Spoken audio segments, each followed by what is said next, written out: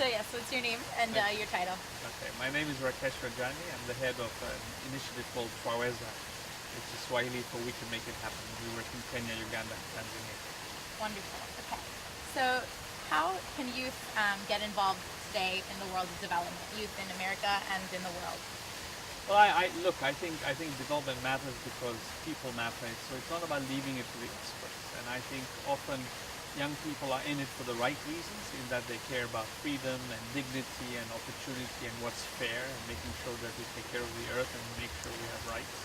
And I think what is wonderful about today is that because of communication technologies, you can have a direct connection between young people, say, in Boston and young people in Zanzibar. And I think, in fact, what is also very good about that is it can bring accountability. Because if you want to know, for instance, whether aid money is making a difference, whether government money, public money is making a difference, the best way of knowing that is to have citizens and young people following what's happening, speaking, putting it out in the public. So, for instance, you could have a relationship like Global Giving or Kiva has, where people give money here, and you can directly follow what's happening, with that money in a place like Kenya or Tanzania. But also you can have young people here saying, this makes sense, or this doesn't make sense. And the way that USAID or Congress here will hear about it is through young people here. So for instance, let's take a situation where the US government is promoting a policy that's stupid, that doesn't make sense. What can somebody in Kenya or Uganda do to Congress here? Very little. But if they have connections with young people, if they are through Facebook and Twitter and email and other ways communicating that, look, this is the reason why this doesn't make sense, and instead we should have this. You could have young people here learn about it, make sure they talk about it in their universities and schools and through media here. And yes, call their Congress people and make sure that they do the right thing. So I think young people can drive sensible development and make sure that the people in charge are actually doing a good job, whether they're in the US or whether they're in Africa. Excellent. So now, when did you know that you wanted to get involved in development? How did you figure it out? Well, I think like most of us, it starts with experiences. As a kid growing up in Tanzania, I'm Tanzanian. I first started noticing, because I grew up in a city, the kind of phenomenon of urban street people and street children. And it's a very palpable, visible sign. Later on I got to realize that a lot of less visible problems are in some ways worse, but that's how I got started. And what really got me upset was not the kind of paternalistic let's help the poor sort of thing, but the fact that they were mistreated. Here are people who are down and out, and who are trying to eke out a living and trying to make ends meet. And those efforts are frustrated by the authorities. They would be beaten up, they would start trying to run their businesses on the streets, and they would be harassed.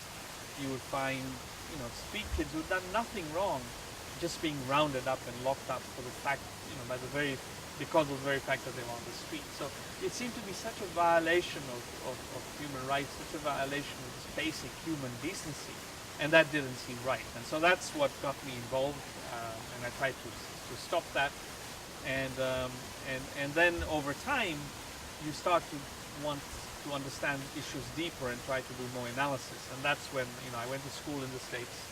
And I took courses, or the courses I took gave me the tools that helped me think through what's needed and how to get involved. And I think that's very useful as well, both the kind of human emotional connection that makes you angry, or that makes you passionate, or that makes you really elated when something works out, to the kind of more harder-nosed analytical tools that also help you think through something much more carefully, so that you're not driven by sentiment and kind of knee-jerk sorts of solutions, because often the knee-jerk solutions are the wrong ones. And it's a combination that helps you. And I think what is really exciting about the work you folks do, by engaging people at universities, is I think development needs the combination of the emotional side as well as the thinking side. And that's what university students can do, and in many ways help part of the innovations that drive the combination of those two. Excellent. Now, what were you doing when you were 20 years old? So, that's long ago now. God, you make me feel old. What was I doing when I was 20 years old? I was in school in Boston. I was lucky. I had a scholarship. I went to Brandeis, and then I went to Harvard for graduate work. And Those were the Reagan-Bush years. There was a lot of not so great stuff that the United States government was doing in Central America. So I was involved in trying to speak the truth to power there, and we did everything from teach-ins to study groups to demonstrations. And I learned a lot. I learned a lot about human values. I learned a lot about organizing. I learned a lot about questioning your own presuppositions and your own cherished ideas. But I also one of the things I really appreciated about the US then is that you could stand up and make a statement against the US government, and that was okay, that you wouldn't be beaten up on the head for it. And I think that taught me also certain fundamental values about questioning authority, but as well as questioning yourself. That was very useful. I also worked when I was 21 and 22 with homeless folks. And so I learned a lot about racism. I learned a lot about, a lot in life depends not on how hard you worked or how smart you are, but depends on which side of the railroad you were born in. And the fact that, I saw every day working in the homeless shelters of Boston that here are people who are just like me, except they, had a wrong roll of the dice. And I think that's important, particularly in the U.S., because I think there's sometimes a certain prejudice on people who are down and out, that somehow are kind of blaming the victim that they're poor because they must be somehow lazy. And I think it's often not that. And we need to have the humility to realize that some of us who are privileged are where we are because we just happen to have the luck of the lottery. And have a responsibility of creating a level playing field so that everyone, particularly people who are historically disadvantaged, have as equal a chance as we have. And that's what I also learned a lot in the trenches in Boston. And so now lastly, what advice would you give to a college student that has a strong passion for international development? I would say two things. Get really engaged. Just get your hands dirty, get involved, engage, not from a kind of let me help save the world point of view.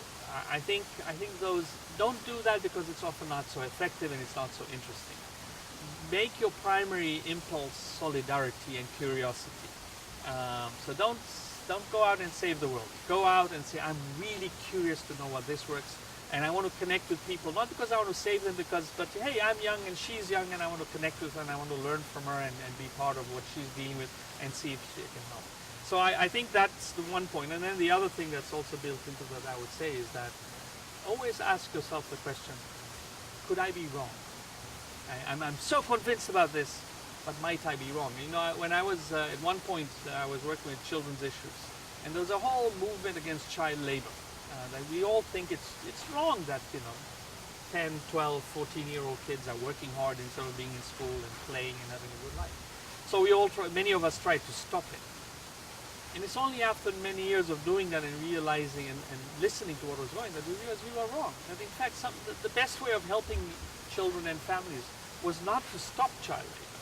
And if we had just had the humility to listen to those young people that we were trying to help, we would have realized that we could have come up with much smarter ways of helping young people get a better deal rather than stuck in long child labor. So I think anybody who wants to do international development should ask the question at the beginning, in the middle, and the end, could I be wrong? I think that sort of intellectual curiosity and humility is crucial to succeeding in development.